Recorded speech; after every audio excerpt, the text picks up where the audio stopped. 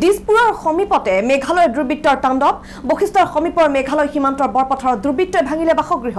অসমৰ মাটিত থকা ঘৰ খালী কৰিবলৈ নিৰ্দেশ দুৰ্বৃত্তৰ দলৰ স্থানীয় বাসিন্দাক আক্ৰমণ দুৰ্বৃত্তৰ ঘটনাস্থলীত উপস্থিত হৈছে অসম আৰক্ষী পুনৰবাৰ জনাইছো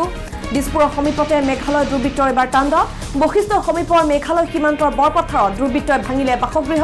অসমৰ মাটিত থকা ঘৰ খালী কৰিবলৈ নিৰ্দেশ দুৰ্বৃত্তৰ দলৰ আৰু স্থানীয় বাসিন্দাক আক্ৰমণ কৰিছে দুৰ্বৃত্তই ঘটনাস্থলীত ইতিমধ্যে আৰক্ষী উপস্থিত হৈছে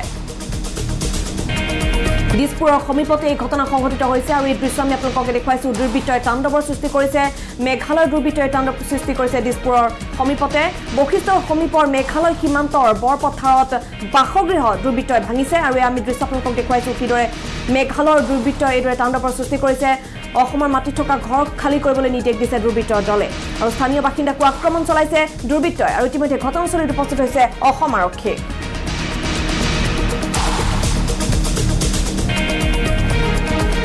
অসমৰ ভূমিত অসমৰ মাটিত মেঘালয় দুৰ্বৃত্তৰ তাণ্ডৱ বাসগৃহ ভাঙি লণ্ডভণ্ড কৰিছে দুৰ্বৃত্তৰ দলে অসমৰ মাটিত থকা ঘৰ খালী কৰিবলৈ নিৰ্দেশ দিছে দুৰ্বৃত্তৰ দলে আৰু ইতিমধ্যে ঘটনাস্থলীত অসম আৰক্ষী উপস্থিত হৈছে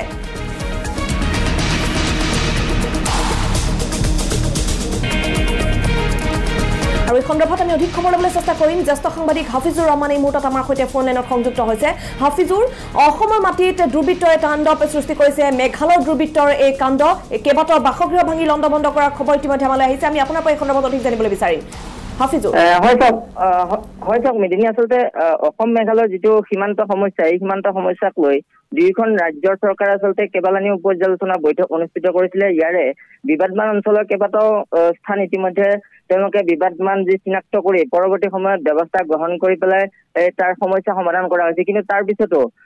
ৰাজধানী গুৱাহাটী মহানগৰীৰ উপকণ্ঠ বা নিকটৱৰ্তী যি বশিষ্ঠ আছে বশিষ্ঠৰ বৰপথাৰত আজি পুনৰ খাচী দুৰ্বৃত্তৰ দল এটাই অতৰ্কিতে অসমৰ ভূমিত প্ৰৱেশ কৰি কেইবাটাও পৰিয়ালক ঘৰ খালী কৰিবৰ কাৰণে তেওঁলোকে দাবী ধমকি দিয়াৰ গুৰুতৰ অভিযোগ উত্থাপন হৈছে আৰু সমান্তৰালভাৱে অকল সীমানতে ক্ষান্ত নাথাকি সেই দুৰ্বৃত্তৰ দলটোৱে দুটাকৈ পৰিয়ালৰ বাসগৃহ ইতিমধ্যে ভাঙি লণ্ডভণ্ড কৰিছে আৰু এই ঘটনাৰ সন্দৰ্ভত যি স্থানীয় লোকসকল আছিলে সেই লোকসকলে লগে লগে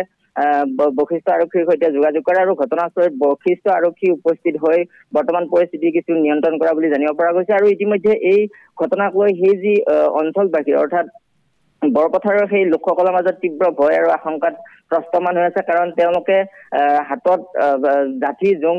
এনেধৰণৰ মাৰণাস্ত্ৰ লৈ তেওঁলোকে প্ৰৱেশ কৰিছিলে আৰু প্ৰৱেশ কৰি গোটেই যি সীমান্তৱৰ্তী যিসকল লোক আছিলে সেই লোকসকলক ঘৰ খালী কৰিবৰ কাৰণে নিৰ্দেশ দিছিল বা দাবী ধমকি দিছিল গতিকে তেনেস্থলত সেই পৰিয়ালসমূহ ইতিমধ্যে আতংকিত হৈ আছে আৰু ঘটনাৰ সন্দৰ্ভত যিহেতুকে আৰক্ষী দলটো উপস্থিত হোৱাৰ পূৰ্বে কিন্তু খাচী দুৰ্বৃত্তৰ যিটো দল আহিছিলে সেই দলটো তাৰ পৰা পলায়ন কৰিছে গতিকে আৰক্ষীয়ে তেওঁলোকক কৰায়ত্ব কৰিবৰ কাৰণে অক্ষম হয় কিন্তু গোটেই ঘটনাটোৰ সন্দৰ্ভত আৰক্ষীয়ে বৰ্তমানো তাত উপস্থিত হৈ পৰ্যালোচনা কৰি আছে আচলতে কাৰণ বাৰে বাৰে খাচী দুৰ্বৃত্তৰ দলে এনেদৰে অসমৰ ভূমিত অনাধিকাৰভাৱে প্ৰৱেশ কৰি অসমীয়া যিসকল পৰিয়াল আছে সেই পৰিয়ালসকলক বাৰে বাৰে ভাবুকি দিয়াহে মাৰপিট কৰাৰ অভিযোগো নুঠা নহয় তেনে ক্ষেত্ৰত আজি পুনৰ সেই খাচী দুৰ্বৃত্তৰ যিটো দল আহিছিলে হাতত জাঠি জোং আৰু দা লৈ সেই দুৰ্বৃত্তৰ দলটোৱে ইতিমধ্যে দুটাকৈ পৰিয়ালৰ বাসগৃহ ভাঙি লণ্ডভণ্ড কৰিছে গতিকে এই ঘটনাৰ সন্দৰ্ভত যিসকল লোক আছিলে বৰপথাৰৰ সেই স্থানীয় লোকসকল এই মুহূৰ্তত আচলতে তেওঁলোকে তীব্ৰ আশংকাত ভুগিছে কাৰণ পুনৰ সেই খাচী দুৰ্বৃত্তৰ দলটো পুনৰ নিশাৰ ভাগত হয়তো তালৈ আহিব পাৰে নেকি তেনেধৰণৰ আশংকাত আছে গতিকে আৰক্ষীয়ে বৰ্তমান তাত উপস্থিত হৈ সমগ্ৰ ঘটনা পৰ্যালোচনা কৰি আছে হয়তো নিশালৈ আৰক্ষীৰ দল তাত মোতায়েন কৰা হ'ব কিন্তু আমি জনাইছো পুনৰ আচলতে অসম মেঘালয়ৰ সীমান্ত সমস্যাক লৈ পুনৰ উত্তপ্ত হৈছে গুৱাহাটীৰ মহানগৰীৰ ৰাজধানী গুৱাহাটী মহানগৰীৰ যি নিকটৱৰ্তী বশিষ্ঠ বৰপথাৰ অঞ্চলত মেদিনী হয় হাফিজুৰ ৰহমান আপোনাক ধন্যবাদ জনাইছো মেঘালয় দুৰ্বৃত্তৰ তাণ্ডৱ আৰু দীৰ্ঘদিনৰ পৰা সমস্যাৰে জৰ্জৰিত সীমান্ত সমস্যাৰে জৰ্জৰিত দুখন ৰাজ্য আৰু পুনৰবাৰ দেখিবলৈ পোৱা গৈছে সীমান্তত মেঘালয় দুৰ্বৃত্তৰ তাণ্ডৱ কেইবাটাও বাসগৃহ ভাঙি লণ্ডভণ্ড কৰিছে মেঘালয় দুৰ্বৃত্তই ইতিমধ্যে ঘটনাস্থলীত অসম আৰক্ষী উপস্থিত হৈছে